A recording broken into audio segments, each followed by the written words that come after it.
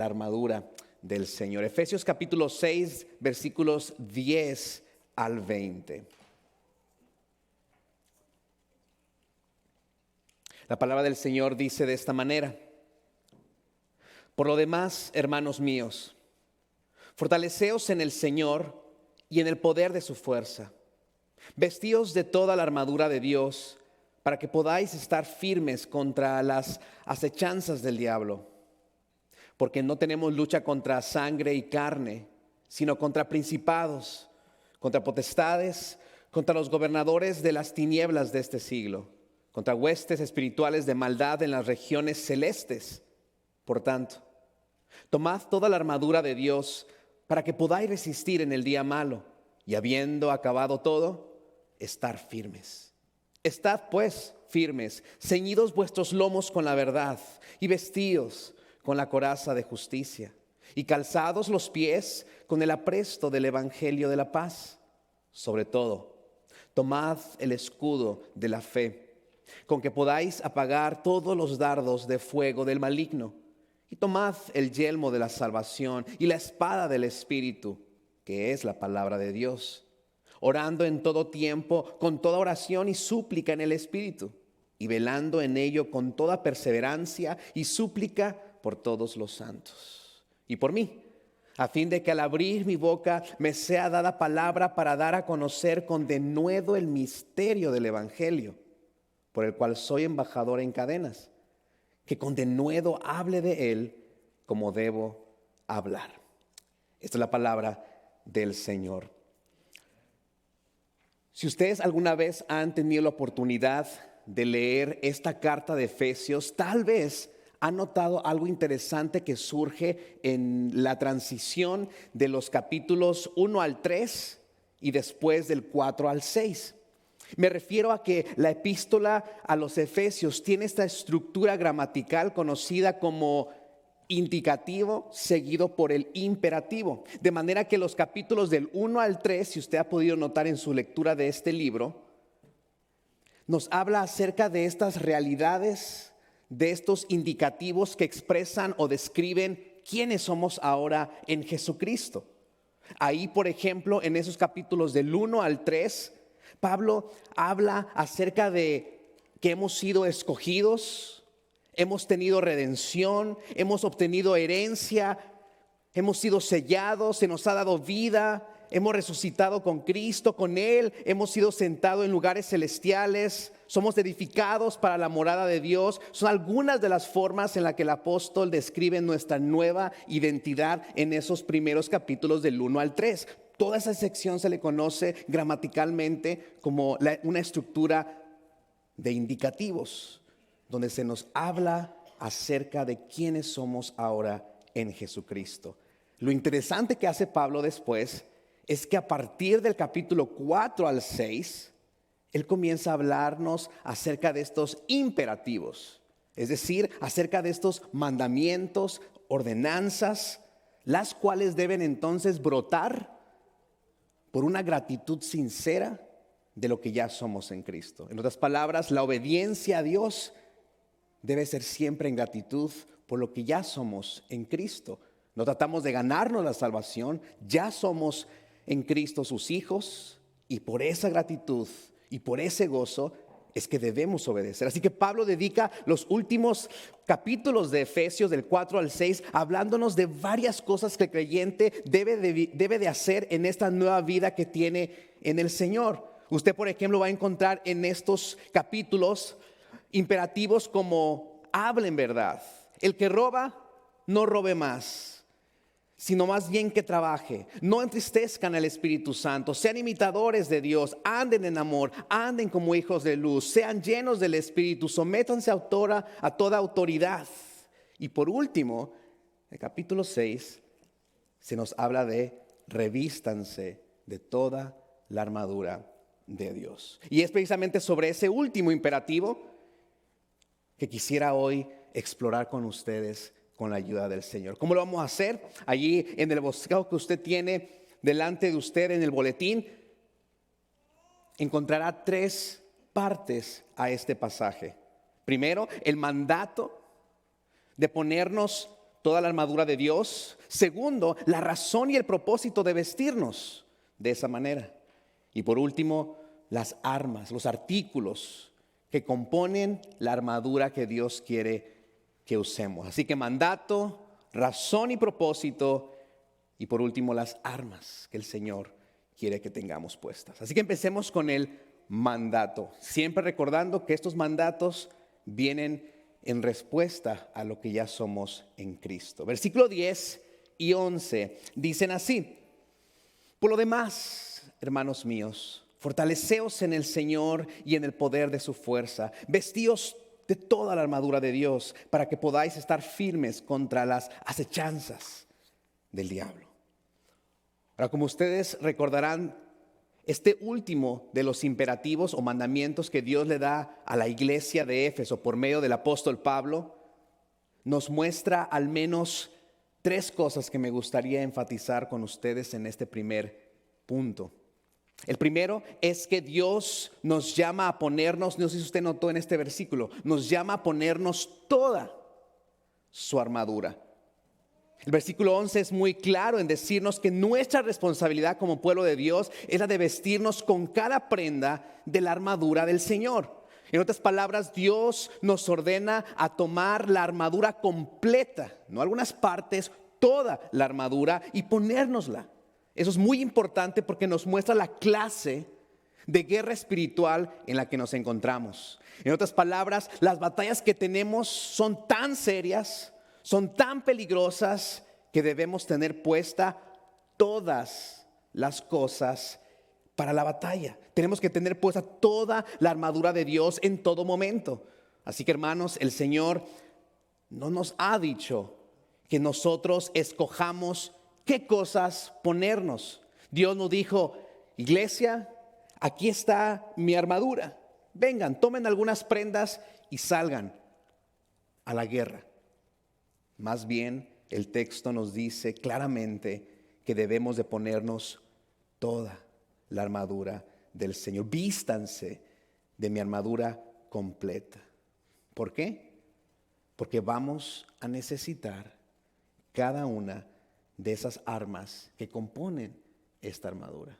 Dios no solamente nos dice, ponte todo, Él lo hace porque vamos a necesitar cada parte de esta armadura.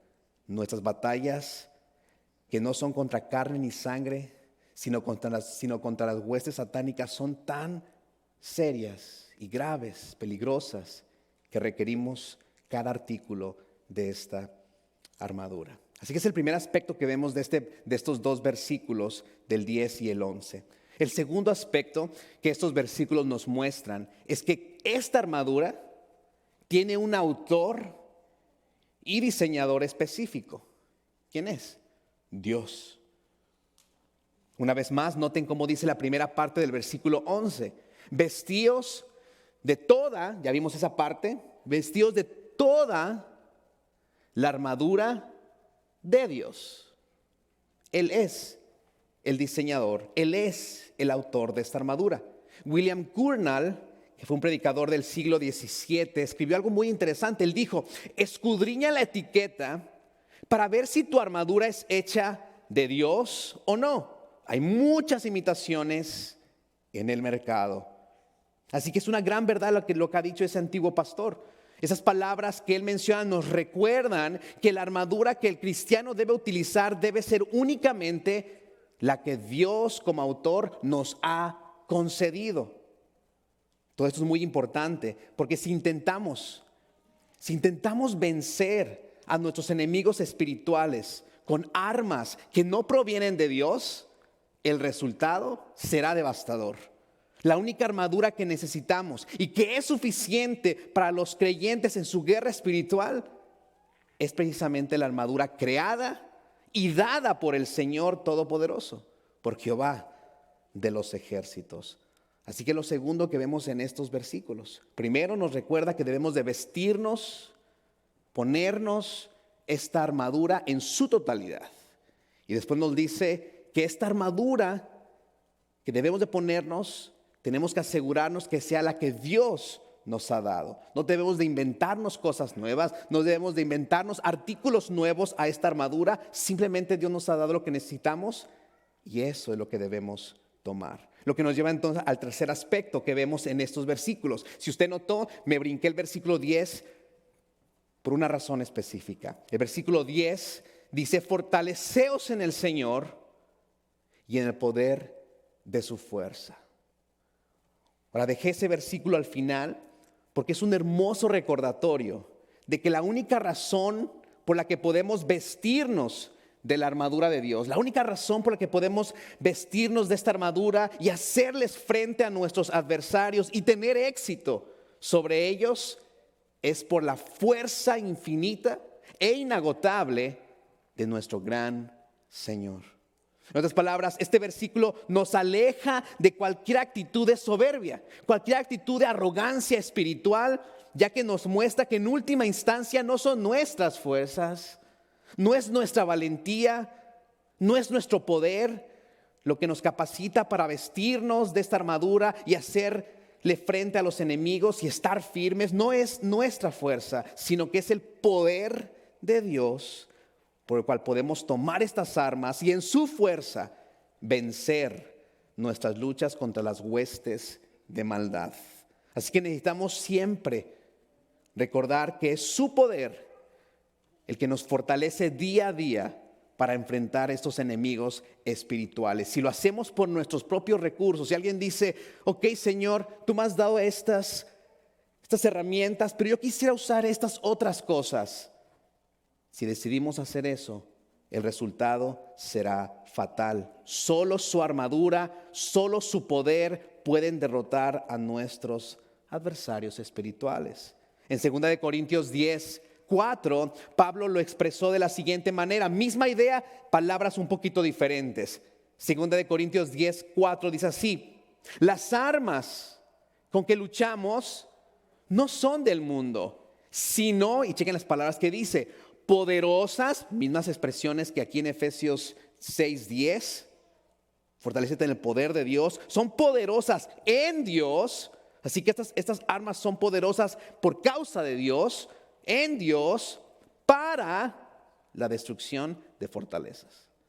Solamente esto tiene sentido. Solamente lo que Dios nos da puede tener éxito. Así que, hermanos, en nuestra guerra espiritual, solo el poder de Dios, recordemos, hace la diferencia. Por lo tanto, fortalezcámonos en el gran poder del Señor. Confiemos en este poder y en este poder, impulsados por este poder, tomemos su armadura y en su fuerza luchemos. Lo que nos lleva precisamente al segundo punto: luchar contra quién. ¿Por qué debemos de estar en una guerra? ¿Por qué debemos de tener esta vestimenta? ¿Por qué debemos de tener una armadura? ¿Por qué? ¿Cuál es la razón? ¿Cuál es el propósito de todo esto? Bueno, vayamos entonces a los versículos 11 y 12 para conocer la razón, el propósito por el cual necesitamos todo esto. Que, como hemos dicho anteriormente, se debe a que nuestros adversarios son fuertes y muy peligrosos. Versículos 11 y 12 se nos muestra lo siguiente: vestíos de toda la armadura de Dios para que podáis estar firmes contra las acechanzas del diablo. Porque no tenemos lucha contra sangre ni carne, sino contra principados, contra potestades, contra los gobernadores de las tinieblas de este siglo, contra huestes espirituales de maldad en las regiones celestes. Ahora, con esas palabras, no sé usted, pero le pregunto: ¿quién de nosotros se anima a enfrentar a esos enemigos?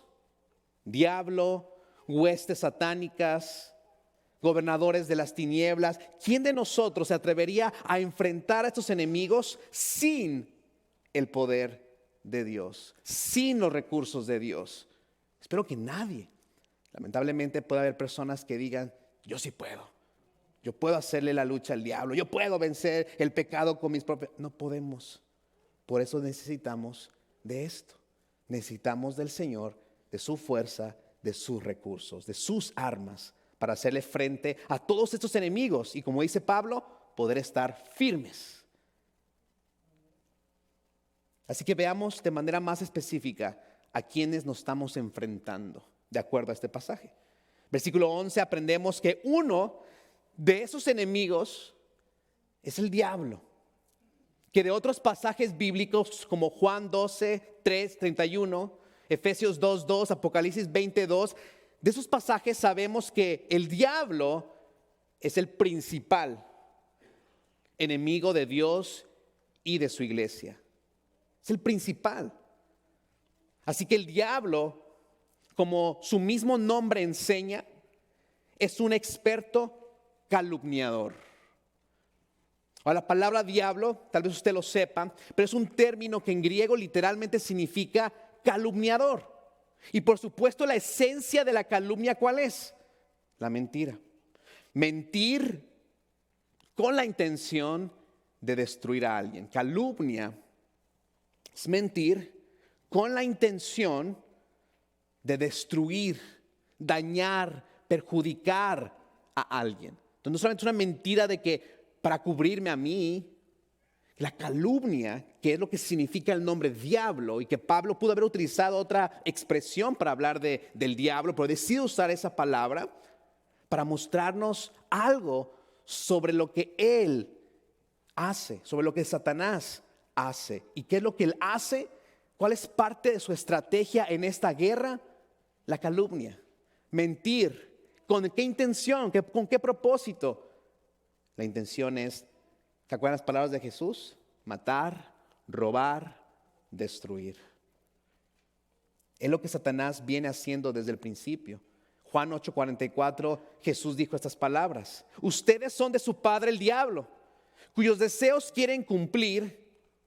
Desde el principio, este ha sido un asesino y no se mantiene en la verdad, porque no hay verdad en él. Cuando miente, dice Jesús, expresa su propia naturaleza, porque es un mentiroso, es el padre de la mentira. Así que diablo, calumniador, la esencia de la calumnia, la mentira, eso es este enemigo. El principal enemigo de la iglesia, el diablo, tiene como estrategia, como artimaña, como su táctica, la mentira. Y si ustedes recuerdan, fue a través de la mentira que Satanás tentó ¿a quién? A Adán y a Eva. Así que a Satanás le da igual la mentira que él utilice. Cualquiera que él haga, con que él pueda hacerte creerla, entonces él gana.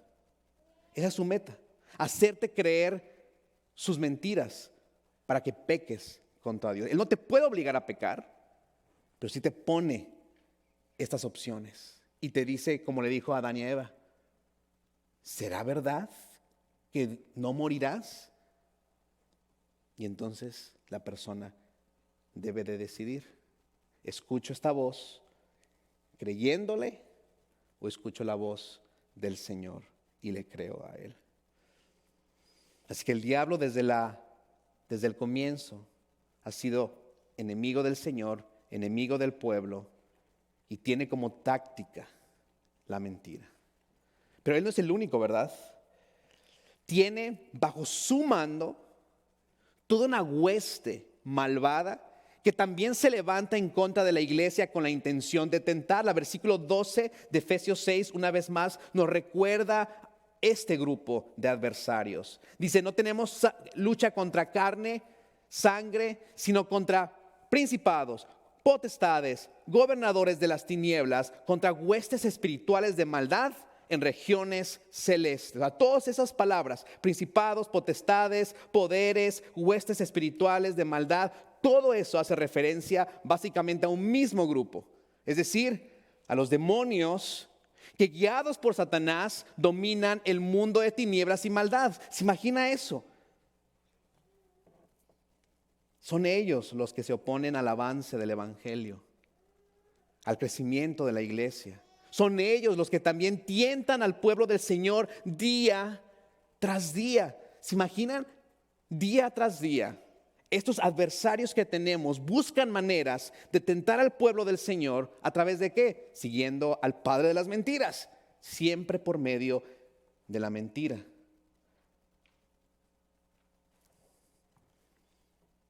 Así que, al tener en cuenta estas realidades sobre el enemigo, nos lleva entonces al tercer aspecto. Si estos son mis enemigos, ¿qué es lo que Dios me ha dado para poder estar firme ante estos seres que quieren destruir la iglesia, que se oponen al avance del evangelio? ¿Qué es lo que Dios nos ha dado? Y aquí viene entonces la parte final, el tercer aspecto, el tercer punto, las armas que componen la armadura de Dios. Versículos 13 al 20. Dice lo siguiente: por tanto, tomad toda la armadura de Dios para que podáis resistir en el día malo. Y habiendo acabado todo, estar firmes. Estad pues firmes, ceñidos vuestros lomos con la verdad,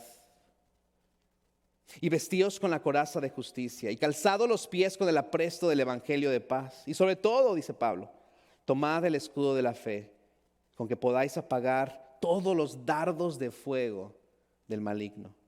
Y tomad el yelmo de la salvación. Pausemos ahí. Lo que Pablo ha descrito aquí es lo que un soldado romano usaría como parte de su estrategia defensiva. En otras palabras, el cinturón, o cuando dice el texto ahí en la Reina Valera, el de ceñidos los lomos, esa idea de ceñirse los lomos significa un cinturón. Así que desde el cinturón, la coraza, el calzado, las sandalias, el escudo y el yelmo, el casco, eran aquellas armas dentro de la armadura de un soldado de aquel entonces, a través de las cuales, ¿qué es lo que él haría? Se defendería, se protegería ante los ataques del enemigo. Eso quiere decir que Dios en su sabiduría nos ha dado una estrategia defensiva también para poder resistir y protegernos de los astutos métodos del diablo y sus huestes demoníacas. Ahora, esta táctica defensiva, como usted pudo notar, consiste de estos siguientes artículos. 5 artículos que el Señor le da a la iglesia, comenzando con ceñidos vuestros lomos con la verdad, es decir, el cinturón de la verdad. Eso significa que la forma en la que debemos oponernos y resistir el engaño y las mentiras del diablo, ¿cómo va a ser? Conociendo y viviendo la verdad revelada en las Escrituras. Ahora piensen en eso. Si Dios me dice, tienes un enemigo que miente, y después Dios me dice, toma esta armadura, cinturón de la verdad, y si esta verdad es la verdad que Él nos da, y la única forma que yo sé que Él nos ha dado su verdad es por medio de su revelación, principalmente en las Escrituras, eso implica entonces que si yo no estoy leyendo, estudiando, sumergiéndome en las Sagradas Escrituras de manera regular, va a ser muy difícil poder identificar las mentiras de la verdad. Muy difícil que alguien que no esté ciñéndose este cinturón, aplicando este cinturón todos los días a su vida, leyendo la palabra, memorizándose la palabra, estudiando la palabra, para poder conocer la verdad, para que de esa manera cuando venga la mentira,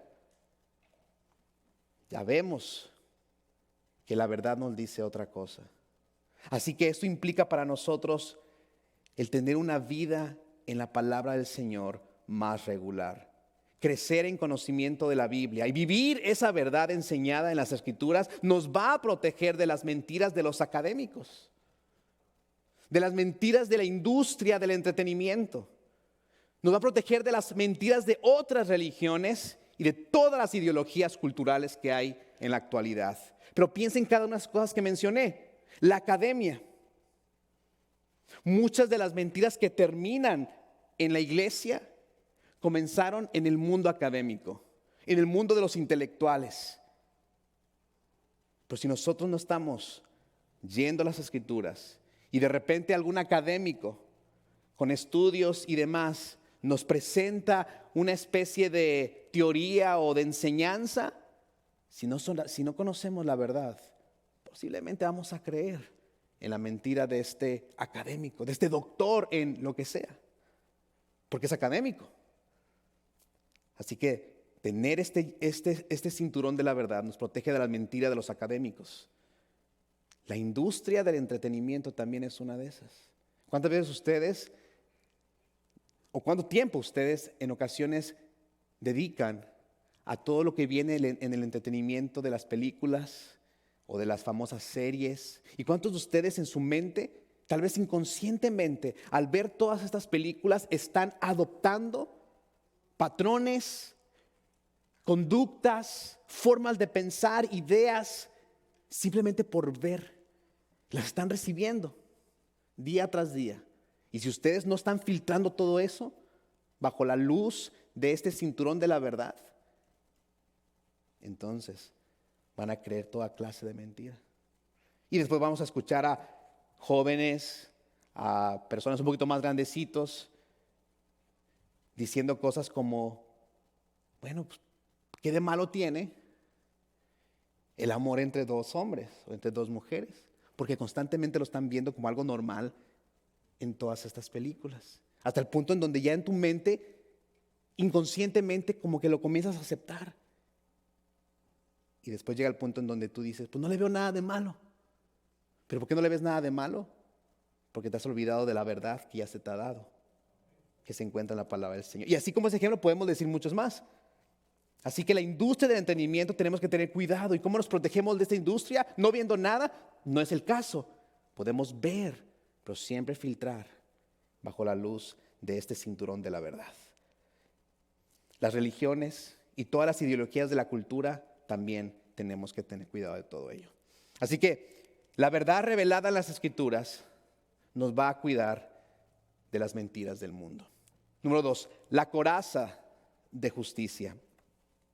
Con esta arma Pablo nos enseña que si queremos resistir las falsas, y una vez esta idea de la mentira, ¿no? Falsas acusaciones del diablo respecto a nuestra relación con Dios, necesitamos tener puesta la coraza de justicia. Es decir, necesitamos recordarnos que lo que cubre nuestro corazón, lo que cubre nuestra vida, ¿sabe qué es? La perfecta justicia de Cristo imputada o aplicada, transferida a nosotros mediante la fe. La coraza de justicia entonces nos recuerda que hemos sido justificados, hemos sido declarados justos, perdonados, sin condenación en virtud de Cristo. Y cuando el diablo quiera venir y acusarnos, lanzarnos acusaciones a nuestra mente de que acabas de pecar, ya no estás bien con el Señor, ya perdiste, ya no eres salvo.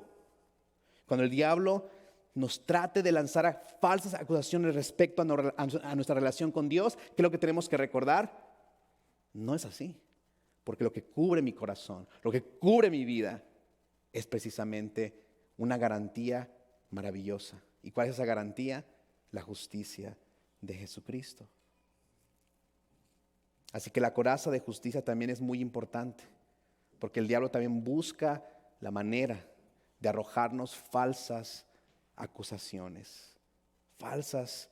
En Romanos 8 se nos habla acerca de estas falsas acusaciones, y todo eso es parte de lo que el diablo hace. Número 3, calzados los pies con el apresto del evangelio de la paz. En otras palabras, los pies, ¿cuál es la idea de los pies? Sandalias, ¿verdad? Sandalias. Pablo nos enseña que debemos estar siempre calzados con la disposición de anunciar el evangelio de paz. Ese mismo evangelio, hermanos, que nos liberó de la esclavitud de Satanás, ese mismo evangelio que nos llevó por medio de la fe a creer en Jesucristo como Salvador, ese mismo evangelio es el que debemos nosotros estar listos para proclamar a otros, para que también ellos, por la gracia de Dios, puedan gozar de paz. Por eso Pablo dice el evangelio de paz, la misma paz que ahora tú tienes, esta reconciliación que se te ha dado, esta justificación que se te ha dado, es la misma que debes de estar listo para compartir con otras personas. Decir a las personas, mira, yo antes no tenía esto, pero ahora tengo esto y te lo comparto. Este maravilloso evangelio de la paz es parte de lo que el Señor nos manda hacer. Ahora, ¿por qué Dios nos daría o nos diría esto? Bueno, piénselo de esta manera. Si estamos en una guerra, por lo general en una guerra vas a encontrar cierto territorio, ¿verdad? Piénselo de esta manera entonces.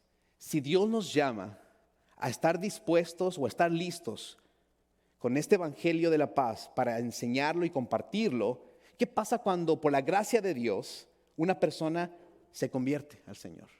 ¿Qué pasa cuando usted tal vez predicándole a alguien, la persona dice, ¿tiene sentido todo lo que dices? Creo ahora lo que dices, creo en el Señor. ¿Qué pasa cuando ocurren esos momentos en donde la persona se convierte? ¿Qué pasa cuando sucede todo ese tipo de cosas? Que el territorio, por decirlo de una manera, del diablo comienza a ser cada vez que menos, cada vez menos. Así que de esa manera ganamos más territorio del diablo en cuyas manos ellos se encuentran, y esto resulta en algo, en la expansión del reino. Así que mientras nosotros estamos en esta guerra, también tenemos esta bendición de hablar, compartir y de esa manera ganarle territorio al enemigo cuando Dios salve a las personas que les hablemos. Pero no es todo. Como ustedes notaron, el texto se refiere también a este evangelio como el evangelio de la paz. Esto es importante porque a través de este evangelio Dios nos ha reconciliado con Cristo. Entonces, es en gratitud por esta reconciliación que Dios nos da, la que nos debe entonces de mover hacia pelear con denuedo esta batalla espiritual. Así que cuando el diablo venga y tiente tu corazón, recuerda el hecho de que has sido reconciliado con Dios. Cuando te encuentres en una situación de tentación, siempre hay un tiempo en donde tu mente está pensando, ¿lo hago o no lo hago? En ese momento, cuando tú estás en esa tentación, acuérdate de esto, el evangelio de la paz. En otras palabras, acuérdate antes de pecar que Dios te dio algo que tú no podías, la reconciliación. Y que entonces al recordar de que has sido reconciliado con Dios y que gozas de su paz, te lleve a alejarte de ese pecado en el cual estabas tentado a hacer. Todos tenemos en la tentación un momento para decidir. En ese momento acuérdate de estas sandalias del evangelio de la paz. Que eso sea lo que te mueva a alejarte de esa tentación. Y como hizo José, corrió, ¿verdad? Cuando esta mujer de Potifar quería acostarse con él, él tuvo allí esa tentación. ¿Y qué fue lo que él hizo? Corrió. Pero antes de correr, él razonó. ¿Cómo podría yo pecar contra Dios? Él entendía que él había sido beneficiado con la gracia. Y por esa razón él dijo, ¿cómo puedo yo, a un Dios que me ha salvado, perdonado, guardado, protegido y que me ha puesto ahora acá, cómo yo podría pecar contra aquel que me ha dado todo? Paz, gozo, incluso en medio de las tribulaciones que él pasaba. Y entonces eso lo llevó a correr del pecado. Lo mismo entonces con nosotros. Cuando estemos en esa situación, cuando estemos en esos momentos en donde el enemigo de alguna otra manera esté buscando tentarnos, recordemos o miremos abajo a nuestros pies y recordemos el evangelio de la paz. Dios me ha reconciliado, Dios me ha perdonado, Dios me ha hecho suyo. Y entonces esto nos debería motivar a la gratitud y a correr del pecado. El escudo de la fe. A través de esta arma, número 4, el cristiano puede protegerse. De acuerdo con el versículo 16, si usted notó, el texto dice, todos los dardos, todas las flechas encendidas del maligno. No solamente de algunos dardos, no solamente de algunas flechas, no solamente de algunos ataques, Pablo dice de todos. En otras palabras, la fe o la confianza en Dios y en su providencia, al igual que en su palabra y en sus promesas, serán un escudo maravilloso que nos protegerá de los ataques y las tentaciones del diablo. Ahora pensemos una vez más en Adán y Eva. Si Adán y Eva hubieran confiado en la palabra de Dios. ¿Cuál era la palabra de Dios? Ciertamente el día que comas, morirás. Si ellos hubieran confiado de que habría consecuencias si ellos pecaban, si ellos hubieran creído esa palabra, nunca hubieran cedido ante la oferta, la tentación de Satanás. Así que por eso es muy importante que nosotros le pidamos a Dios día tras día que fortalezca nuestra fe y nuestra confianza en Él, para que cuando venga el ataque del maligno podamos resistir y no caer en la mentira o en la tentación. Necesitamos urgentemente esto, el escudo de la fe, para poder apagar todas estas flechas del enemigo. ¿Se imagina si Adán y Eva, al escuchar esta mentira del diablo, porque ellos podían, fueron creados en un estado de inocencia. Cuando escucharon a Satanás, ellos pudieron haberle contestado de manera inmediata: creemos en lo que Dios ha dicho, y alejarse. Ellos pudieron hacerlo, pero no lo hicieron. Fallaron y le creyeron al enemigo y no creyeron en el Señor. Así que el escudo de la fe nos recuerda eso, que debemos de pedirle al Señor que aumente nuestra fe, porque van a venir momentos, ya sea tal vez de pecado, en tentación, así grotesca, o momentos de debilidad por alguna tribulación. En cualquiera de las situaciones, en la prueba o en la tentación, necesitamos de este escudo de la fe. En otras palabras, necesitamos confiar en las promesas, en la palabra, en la providencia de nuestro Dios. Esto nos lleva entonces al último, el yelmo o el casco de la salvación. Con esta parte de la armadura, el verdadero creyente descansa en el hecho de que la salvación que ahora goza, nunca la perderá. ¿Por qué? Filipenses 1:6 dice lo siguiente: el que comenzó en ustedes la buena obra. En otras palabras, aquel, si lo puedes visualizar de esta manera, aquel que ha puesto sobre ti este yelmo de salvación, aquel que comenzó en ustedes esta buena obra, aquel que ha puesto sobre ti esta salvación, la perfeccionará, dice Pablo, hasta que te portes bien. No, hasta el día de Cristo Jesús. ¿Cuál es el día de Cristo Jesús? Su segunda venida. Nuestra salvación no es algo que hoy tenga y mañana no, que hoy tenga y mañana tal vez ya no. Más bien, Dios en su fidelidad a su pacto llevará a término la salvación que ha comenzado en nosotros. Por eso, ahora agradecidos por esta buena noticia, debemos de seguir resistiendo al diablo. Y cuando caigamos en ciertas tentaciones, porque obviamente vamos a pecar en algún punto, vamos a caer en las tentaciones, por supuesto. En esos momentos que caigamos, recordemos que esos pecados no nos separan, ni nos van a separar del amor pactual de Dios. Las palabras de Pablo básicamente son, en Romanos 8, ni lo alto ni lo profundo, ni ninguna otra cosa creada, incluyéndote a ti, podrá separarnos ¿de qué? Del amor de Dios, que es en tu obediencia, no, que es en Cristo Jesús, Señor nuestro. Este casco que tenemos, a diferencia de lo que posiblemente podría pasar en algún soldado que tal vez le da un ataque y se le podría volar el casco posiblemente, a nosotros jamás nos puede pasar eso. Pero lo que sí puede pasar es de que nosotros, sabiendo que hemos sido salvos, nos veamos tentados en decir: mi pecado que he hecho es tan grande y tal vez sí ya perdí mi salvación. No, hermano. Tu pecado no es tan grande que puedas perder tu salvación. Cristo es mucho más grande. Cristo y su gracia lo ha cubierto todo. Así que recordemos que nuestra salvación pertenece al Señor. No le pertenece a usted. La salvación le pertenece al Señor. Y eso es lo que nos recuerda el casco de la salvación. Dios nos ha dado y Él nos va a mantener con este casco hasta el día de Cristo.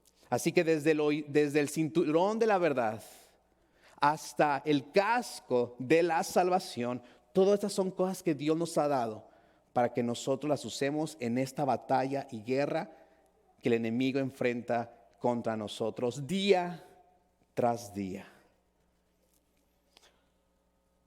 Versículo 17 continúa diciendo: tomad la espada del Espíritu, que es la palabra de Dios, orando en todo tiempo con toda oración y súplica en el Espíritu, y velando en ello con toda perseverancia y súplica por todos los santos y por mí, a fin de que al abrir mi boca me sea dada palabra para dar a conocer con denuedo el misterio del Evangelio, por el cual soy embajador en cadenas, que con denuedo hable de él como debo hablar.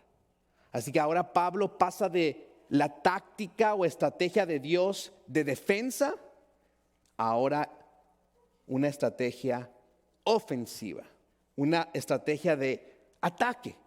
¿Y cuál es la estrategia de Dios para nosotros? Atacar la espada del Espíritu, que hace referencia a la Biblia, y dice Pablo, oren por mí, oren por los santos. En otras palabras, la oración. La Biblia, la espada, la oración, dos armas que el Señor nos da para poder atacar. Entonces, el cinturón de la verdad, que hace referencia obviamente a la revelación de Dios, ese nos protege. Tenemos que estar saturándonos de la palabra para protegernos. Pero aquí Pablo ahora dice algo interesante. No solamente debes de tener la Biblia para protegerte, sino que también tienes que tener la Biblia para comenzar a atacar. Y tal vez el ejemplo más claro de todo esto es nuestro Señor Jesucristo. ¿Se acuerda que en Mateo 4 y en Lucas 4 Jesús estaba en el desierto? Tenía hambre. Habían pasado ya muchos días de él sin probar bocado.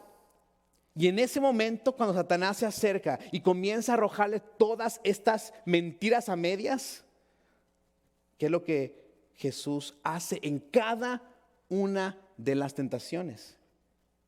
¿Cómo venció, en otras palabras? ¿Qué usó Jesús para atacar y vencer a Satanás al punto de que el diablo, dice el texto, y lo dejó? Hasta obviamente posteriormente continuó haciéndolo, ¿no? Tentándolo. Pero en esa ocasión la tentación terminó. ¿Pero cómo terminó? ¿Qué usó Jesús? Escrito está. Repetidas veces. Venía Satanás, convierte el pan, arrójate. Te daré todo esto. ¿Y qué es lo que Dios hacía? Jesucristo hacía en ese momento. Escrito está. Constantemente decía él esto. Y entonces a través de escrito está, y por supuesto, confiando en eso que estaba escrito, Jesús venció esas tentaciones y tuvo victoria. Así que para utilizar todo esto, también nosotros debemos de usar ese mismo ejemplo. Tenemos que usar nuestros labios o nuestra mente, y ante esas cosas que estén por ahí, tratando de tentarnos, decir, escrito está en nuestra mente, escrito está. Cualquier cosa que usted esté pasando, acuérdese, escrito está, y apártese. Pero Jesús no solamente nos muestra eso. Al hablar de Jesús, tenemos que también hablar de Adán una vez más, porque algo pasó, ¿verdad? Hay un contraste. ¿Y cuál es el contraste? El contraste es de que estando Jesús en el desierto, a diferencia de Adán y Eva, que estaban en el jardín más hermoso que usted jamás pudiera imaginarse, totalmente diferente, un desierto, un jardín lleno de árboles con este Adán y Eva, Jesús lleno de nada. Posiblemente Adán y Eva satisfechos aquel día, tal vez habían comido unas cuantas manzanitas por ahí, estaban llenitos. Jesús tenía hambre. Gran contraste. Pero ¿qué fue lo que sucedió? Que cuando el primer Adán fue tentado y fracasó porque le creyó a Satanás y no le creyó a Dios, cuando Adán decidió no decirle al enemigo, escrito está, o mejor dicho, Dios me ha dicho, esto va a pasar, y creer en eso, cuando él fracasa, vemos ahora a Jesús haciendo algo. Vemos a Jesús cumpliendo lo que el primer Adán no pudo. Y por eso es que Pablo en Corintios y en Romanos llama a Jesús el postrer Adán, el segundo Adán. Porque así como el primero falló, El segundo, que es Jesucristo, cuando pasó por una experiencia mucho más difícil que la que el primer Adán, Él no cayó en ninguna de las tentaciones, ni en ese momento ni en ningún otro durante toda su vida. Esa perfecta obediencia de Jesús, ¿sabe qué logró? Que nosotros tengamos vida eterna. No solamente la muerte de Cristo es la que necesitábamos. Necesitábamos que esta muerte del Cordero de Dios fuera la de un Cordero sin defecto, sin mancha. En otras palabras, que este que iba a sacrificarse fuera obediente por nosotros de manera perfecta. Y Jesús lo hizo. Obedeció perfectamente por nosotros, murió por nosotros, y en virtud de su vida de perfecta obediencia y de su muerte en la cruz, Él completó la salvación por nosotros. Así que Pablo nos recuerda eso. Nos recuerda que esta espada es la manera de atacar. Jesús lo hizo, y en contraste con el primer Adán, Jesús venció. Y su victoria nos hace a nosotros más que vencedores. Pablo termina entonces recordándonos la última arma ofensiva, que es la oración. Oraciones como, no sé si se ha puesto a pensar en esto, pero oraciones como las de venga tu reino. Oraciones como no nos dejes caer en tentación. Oraciones como líbranos de todo mal. Y por supuesto oraciones como las que dice Pablo: oren por mí para que yo predique más y que lo haga con valentía, con denuedo. Oraciones para que el evangelio se expanda a más y más regiones. Son algunas de las maneras en las que Pablo está pensando que podemos nosotros atacar a estos enemigos satánicos, a estos enemigos de las huestes satánicas. ¿Cómo los atacamos? Orando. Señor, venga a tu reino. Señor, líbrame de toda tentación. Señor, dame valentía para predicar. Señor, dales a más personas valentía para predicar. Así que todas esas oraciones son maneras concretas de atacar y avanzar contra nuestros enemigos satánicos. Termino con esto. ¿Hasta cuándo, diría alguien, debemos de quitarnos esta armadura? Ya entendimos que debemos de ponérnosla, pero ¿hasta cuándo? O sea, entiendo que la vida va a ser difícil, pero que Dios me ha dado estas herramientas, pero habrá un break en el que me pueda quitar estas armaduras y descansar. Creo que la respuesta la sabemos, ¿verdad? ¿Cuándo debemos de quitarnos todo esto? Nunca. Una vez más, William Gurnall dijo lo siguiente: la armadura cristiana es para llevarla puesta, no te la quites hasta acabar la carrera. Tu armadura y tu manto carnal, es decir, tu cuerpo físico, se quitan juntos. En otras palabras, cuando tú mueras, ahí termina tu batalla. Entonces, dice él, ya no hará falta ni escudo, ni será necesario un yelmo, ni vigilantes nocturnos. En el cielo aparecerás no con una armadura, sino con un manto de gloria. En otras palabras, mientras estemos en la tierra, Pablo nos dice: ponte esto, aplica esto a tu vida todos los días, no te lo quites. Y cuando Jesús regrese, todo esto va a ser quitado de nosotros. Y como dice Apocalipsis, vi a una gran multitud vestida, ¿te acuerdas? Con vestidos o con mantos blancos, resplandecientes. No más guerra. ¿Por qué no va a haber más guerra? Porque ya no va a haber más pecado. ¿Y por qué no va a haber más pecado ni nada de eso? Porque Satanás y todos estos demonios han sido arrojados por la eternidad a su castigo eterno. Así que, iglesia, no te quites la armadura de Dios. Sigamos luchando, sigamos resistiendo al diablo con la armadura del Señor, la armadura que Él ha provisto, y con gozosa gratitud luchemos con gozo, luchemos con perseverancia. Y cuando el Señor nos llame a su presencia, esta guerra va a terminar, y cuando Él regrese, todos estos enemigos serán destruidos en su totalidad, y disfrutaremos de Jesús para siempre, por todos los siglos. Amén. Señor, te damos gracias porque tenemos una esperanza gloriosa, una esperanza que no cambia, una esperanza que no se puede marchitar, que no puede ser comida, Señor, por ninguna especie de criatura, Señor. No puede ser, Señor, carcomida. Gracias, Señor, porque tú nos das el gozo de todo esto. Permítenos, Señor, que cada día te honremos, que cada día, Señor, crezcamos en santidad, en esta lucha, Señor, y podamos, Señor, con tu ayuda, con estas herramientas, el poder de tu Espíritu, crecer, Señor, y vencer. En el nombre de Jesús oramos. Amén.